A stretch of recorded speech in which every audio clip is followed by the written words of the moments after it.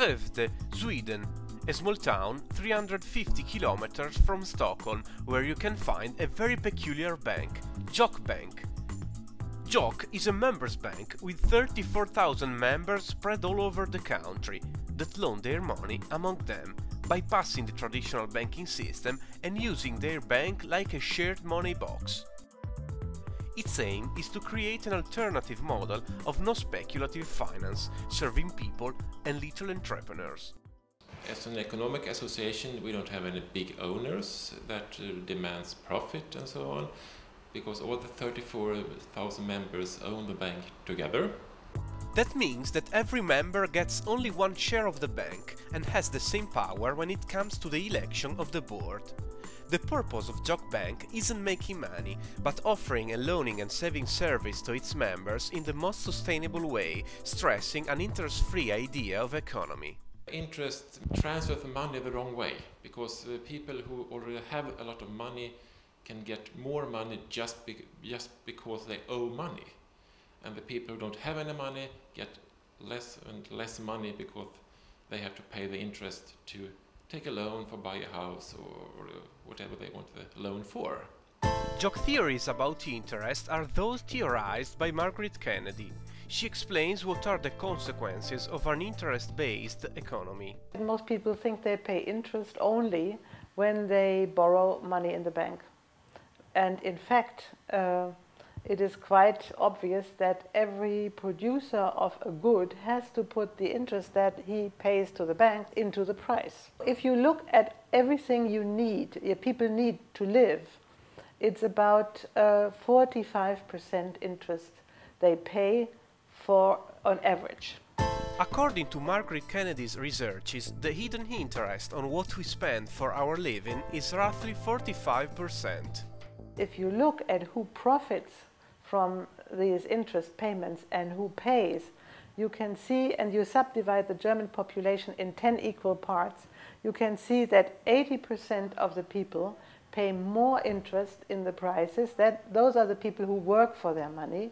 And with 10% in Germany, it's about the same. They pay as much interest as they get from interest payments from their life insurances, savings, etc.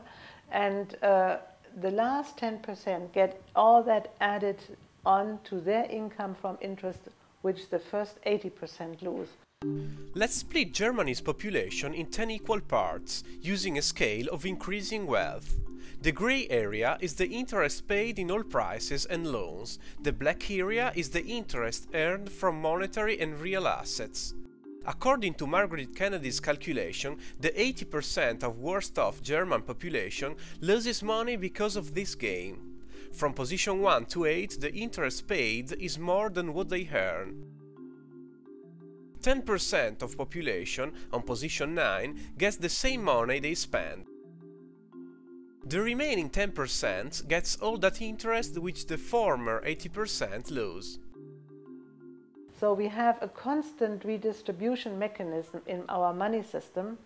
From 80% of the people who work for their money, they pay, to 10% of the people who can make their money work for them. And you have to own about over €500,000 in order to begin to profit from the system.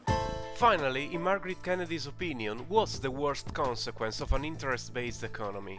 The money system we have right now grows exponentially. In nature, that is a sign of sickness. The exponential growth occurs where things are out of order or are dying. And for instance, cancer is an exponential growth. Out of one cell, you will get 2, 4, 8, 16, 32, 64, and so on. So it grows very fast. The reason why money grows exponentially is that we have one mechanism to keep money in circulation that is called interest. And with interest, money doubles in regular intervals.